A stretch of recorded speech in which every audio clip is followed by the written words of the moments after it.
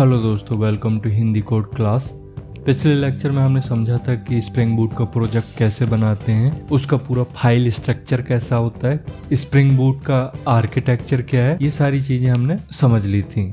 अब आज के लेक्चर में हम समझेंगे कि जो मेन क्लास होती है और उसमें यूज होने वाले एनोटेशंस होते हैं, उनका क्या रोल होता है। तो समझने के लिए चलते हैं अपने कोड एडिटर में। STS यूज कर रहे थे हम, तो STS खोलते हैं। तो यहाँ पे हमने एक डेमो प्रोजेक्ट बनाया था, ये आप देख पा रहे हो। ये पूरा फाइल स्ट्रक्चर है जो कि मैंने एक्सप्लेन किया था। अब समझते हैं जो मेन क्लास है ये ऑटोमेटिक बनती है स्प्रिंग बूट का। जब हम प्रोजेक्ट बनाते हैं तो ये कैसे काम करती है, इसमें ये जो एनोटेशन लगा है ये क्या काम करता है, और स्प्रिंग एप्लीकेशन डॉट रन ये क्या काम करता है। तो जैसा कि मैंने आपको जावा ट्यूटोरियल सीरीज में बताया था कि जो मेन क्लास होती है, मेन क्लास के अंदर जो मेन मेथड होता है उसमें पब्लिक स्टैटिक वॉइड मेन लिखा होता है। तो ये जो मेथड है ये हर जावा प्रोजेक्ट में होगा, प्रोजेक्ट चाहे छोटा हो या बड़ा हो, क्योंकि जो जावा का स्टार्टिंग पॉइंट है, जो एंट्री पॉइंट है, वो यही मेन मेथड है। इसी मेन मेथड से ही जावा का एग्जीक्यूशन स्टार्ट होता है। तो हम स्प्रिंग बूट पे जरूर काम कर रहे हैं, बट ये ओवरऑल है तो जावा ही।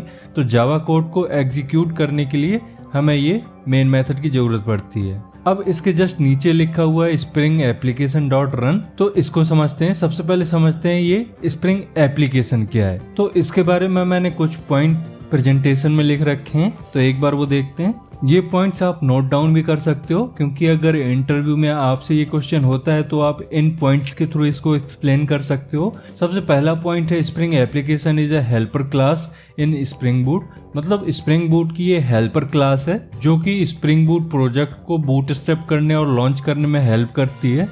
तीसरा है it does not extend any spring specific class. मतलब जो स्प्रिंग एप्लीकेशन है वो किसी स्पेसिफिक क्लास को एक्सटेंड नहीं करती है, ये सिर्फ जावा ऑब्जेक्ट क्लास से ही एक्सटेंड हो रही होती है। मतलब इसका कोई दूसरा पेरेंट क्लास नहीं है। स्प्रिंग एप्लीकेशन एक बेस क्लास है। It is not a container itself, it only creates and configure the spring container. इसका मतलब है काफी सारे लोगों को ये कंफ्यूजन होता है कि क्या ये स्प्रिंग एप्लीकेशन एक कंटेनर है, क्योंकि जब हम स्प्रिंग फ्रेमवर्क में एप्लीकेशन बना रहे थे, प्रोग्राम बना रहे थे, तो उसमें हमने मेन क्लास में मेन मेथड के अंदर जो पहली लाइन लिखी हुई थी वो कंटेनर की लिखी हुई थी।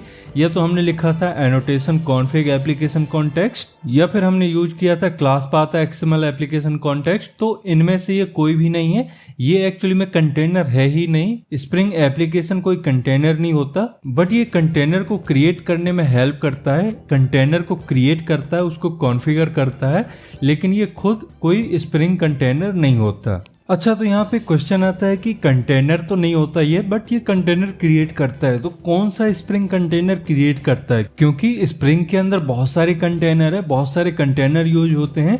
तो एक्चुअली में स्प्रिंग बूट कौन सा कंटेनर क्रिएट करता है, तो ये समझना जरूरी है। तो बेसिकली दो तरह के कंटेनर होते हैं, बीन फैक्ट्री और एप्लीकेशन कॉन्टेक्स्ट। बीन फैक्ट्री बहुत बेसिक कंटेनर है, पहले यूज होता रहा होगा, बट जो अब यूज होता है वो एप्लीकेशन कॉन्टेक्स्ट यूज होता है। थोड़ा ये एडवांस लेवल का कंटेनर है। इस एप्लीकेशन कॉन्टेक्स्ट के अंदर जो बीन फैक्ट्री की फंक्शनैलिटी है वो भी है, और एप्लीकेशन कॉन्टेक्स्ट की खुद की फंक्शनैलिटी भी है। मतलब ये बीन फैक्ट्री और एप्लीकेशन कॉन्टेक्स्ट दोनों इंटरफेस हैं। बीन फैक्ट्री इंटरफेस के भी मेथड हैं और एप्लीकेशन कॉन्टेक्स्ट के खुद के भी मेथड हैं।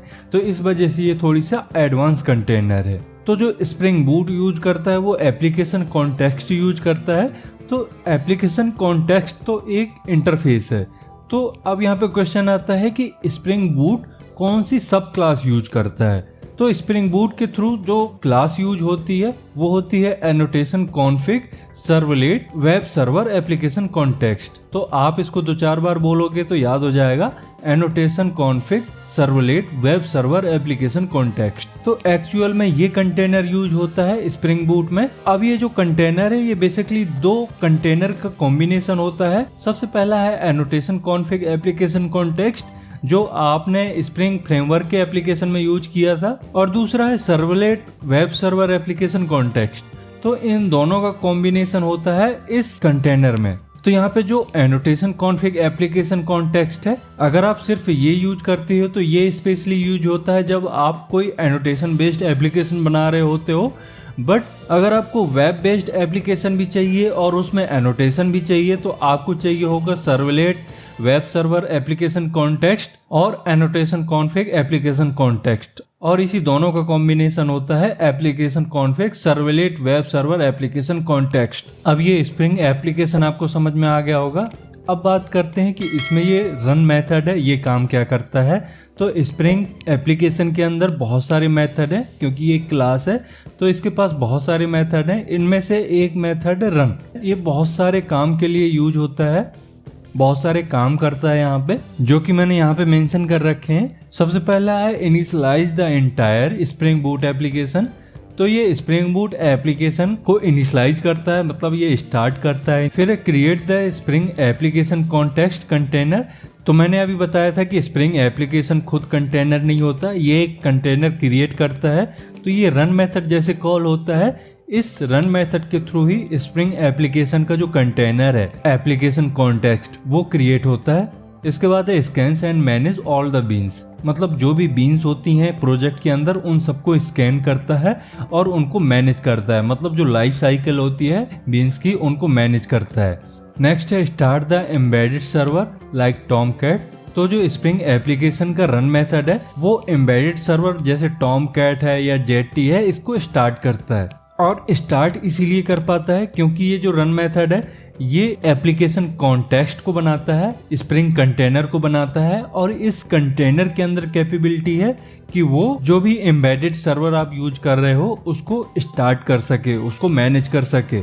नेक्स्ट है make the app ready to accept request, मतलब ये एप्लीकेशन को एकदम रेडी टू यूज बना देता है। रेडी टू यूज मतलब रेडी टू एक्सेप्ट रिक्वेस्ट, मतलब किसी भी रिक्वेस्ट को एक्सेप्ट कर सकता है जो भी क्लाइंट के थ्रू आती है। तो इस तरह से जो स्प्रिंग बूट एप्लीकेशन है उसमें जो भी चीज़ों की ज़रूरत होती है किसी रिक्वेस्ट को एक्सेप्ट करने के लिए, वो सारी चीज़ें ये रन मेथड प्रोवाइड कर देता है। तो इसलिए इस रन मेथड का यूज करना बहुत ज़रूरी है।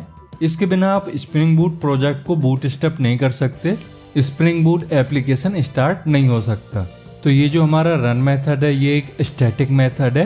स्टैटिक मेथड होने की वजह से जो स्प्रिंग एप्लीकेशन क्लास है ये इसको डायरेक्ट कॉल कर रही है। इसके लिए हमें इस स्प्रिंग एप्लीकेशन क्लास के ऑब्जेक्ट की जरूरत नहीं पड़ रही है।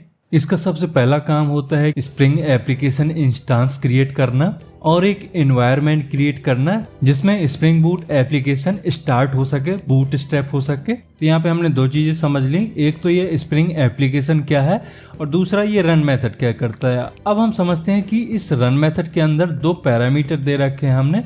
सबसे पहला है डेमो एप्लीकेशन डॉट क्लास और दूसरा है आर्ग्स। तो ये डेमो एप्लीकेशन डॉट क्लास क्या है, ये इसी क्लास को ही लिख रखा है जिस क्लास के अंदर ये मेंशन है, मतलब जो हमारी क्लास है वो है डेमो एप्लीकेशन। तो इसी डेमो एप्लीकेशन को ही यहाँ पे लिख रखा है। इसके बाद है आर्ग्स। तो ये आर्ग इस मेन मेथड का आर्ग्स ही है, मतलब अगर कोई कमांड लाइन के थ्रू आर्गुमेंट दे रहा है तो वो आर्गुमेंट आएंगे इस रन मेथड के अंदर। तो ये आपको पूरा समझ में आ गया होगा। अब हम बात करते हैं कि ये स्प्रिंग बूट एप्लीकेशन एनोटेशन है। तो ये जो एट स्प्रिंग बूट एप्लीकेशन है ये बहुत ही पावरफुल एनोटेशन है। इसके अंदर ये तीन एनोटेशन का कॉम्बिनेशन होता है, मतलब इन तीनों चीज़ों की फंक्शनैलिटी जो भी ये स्प्रिंग बूट को इंडिकेट करते हैं वो सारी चीज़ें इस एक एनोटेशन से पॉसिबल हो जाती हैं। तो ये तीन एनोटेशन क्या काम करते हैं इनको समझते हैं। सबसे पहला है ऐड कॉन्फ़िगरेशन। तो ऐड कॉन्फ़िगरेशन एनोटेशन के थ्रू स्प्रिंग बूट एप्लीकेशन को ये पता चलता है कि जिस भी क्लास के ऊपर आपने ऐड कॉन्फ़िगरेशन लगा रखा है वो एक कॉन्फ़िगरेशन क्लास है, मतलब उस क्लास के अंदर जो स्प्रिंग एप्लीकेशन की बीन है वो सारी डिफाइन है। ये सेम काम करता है जैसे आप पहले टाइम पे स्प्रिंग फ्रेमवर्क एप्लीकेशन जब आप बनाते थे तो आप XML यूज करते थे। तो आपको XML ना यूज करना पड़े उसके लिए एक दूसरा तरीका इंट्रोड्यूस हुआ था, एनोटेशन बेस्ड और क्लास बेस्ड। तो यहाँ पे जो कॉन्फ़िगरेशन है वो क्लास बेस्ड एनोटेशन को इनेबल करता है, मतलब आप उसमें एक कॉन्फ़िगरेशन क्लास बनाते हो और उसमें सारी बीन्स की डेफिनेशन देते हो। इसके बाद है इनेबल ऑटो कॉन्फ़िगरेशन। तो इनेबल ऑटो कॉन्फ़िगरेशन भी बहुत ही पावरफुल एनोटेशन है। ये काम करता है जब आप कोई डिपेंडेंसी इंजेक्ट करते हो तो उसकी जो हेल्पर डिपेंडेंसीज होती हैं उनको कॉन्फ़िगर करने में। तो जैसे आपने एक डिपेंडेंसी ऐड करी स्टार्टर वेब की, तो स्टार्टर वेब की डिपेंडेंसी जैसे ऐड होगी इस इनेबल ऑटो कॉन्फ़िगरेशन के थ्रू उसकी जो सब डिपेंडेंसी है जैसे कि एम्बेडेड सर्वर जैसे टॉमकैट या जेटी, तो उसकी कॉन्फ़िगरेशन करने के लिए इस इनेबल ऑटो कॉन्फ़िगरेशन की ज़रूरत पड़ती है। इस इनेबल ऑटो कॉन्फ़िगरेशन के थ्रू ही उस स्टार्टर वेब के साथ जो डिपेंडेंसी ऐड ऑन करनी है, जो भी कॉन्फ़िगरेशन करनी है वो ऐड होती हैं। इसके बाद बात करते हैं ऐड कंपोनेंट स्कैन। तो ये स्प्रिंग बूट एप्लीकेशन को बताता है कि आपको कौन सा पैकेज स्कैन करना है। मतलब इस ऐड कंपोनेंट स्कैन में एक बेस पैकेज देते हैं और उसी बेस पैकेज को ही स्प्रिंग बूट एप्लीकेशन स्कैन करता है और ये देखता है कि किस क्लास में दूसरे एनोटेशन यूज हुए हैं, जैसे कि add service, add component, add repository या ऐड कंट्रोलर। तो किन किन क्लासेस में ये एनोटेशन यूज हुए हैं और जिन भी क्लासेस में ये एनोटेशन यूज होते हैं उनको स्प्रिंग कंटेनर में रजिस्टर कर देता है, जिससे कि वो मैनेज कर सके, उसकी लाइफ साइकिल मैनेज कर सके, उन क्लासेस का बीन बना सके। तो इस तरीके से ये तीनों एनोटेशंस काम करते हैं। तो मैंने यहाँ पे सारी चीजें एक्सप्लेन कर दी जो भी मेन क्लास के अंदर जरूरी थी। मतलब हमने समझा कि ऐड स्प्रिंग बूट एप्लीकेशन क्या काम करता है, ये किन किन एनोटेशन का कॉम्बिनेशन है, इसके अलावा स्प्रिंग एप्लीकेशन जो क्लास है क्या काम करती है, इसमें जो रन मेथड है वो क्या काम करता है, इसमें जो पैरामीटर दिए हैं ये पैरामीटर क्या काम करते हैं, ये आर्क्स क्या काम करता है, ये सारी चीजें मैंने प्रॉपर एक्सप्लेन कर दी। अब अगर इसमें कोई डाउट है आपको या इसी मेन क्लास के अंदर ही कोई डीप कॉन्सेप्ट है आपके दिमाग में, तो आप मुझे कमेंट करिए, मैं उसके लिए भी एक सेपरेट लेक्चर बना के आपको समझाऊंगा। इस लेक्चर के थ्रू अगर आपको कुछ समझ में आया है तो इसको लाइक करिए, चैनल को सब्सक्राइब करिए। अब हम मिलते हैं नेक्स्ट लेक्चर में। Thank you.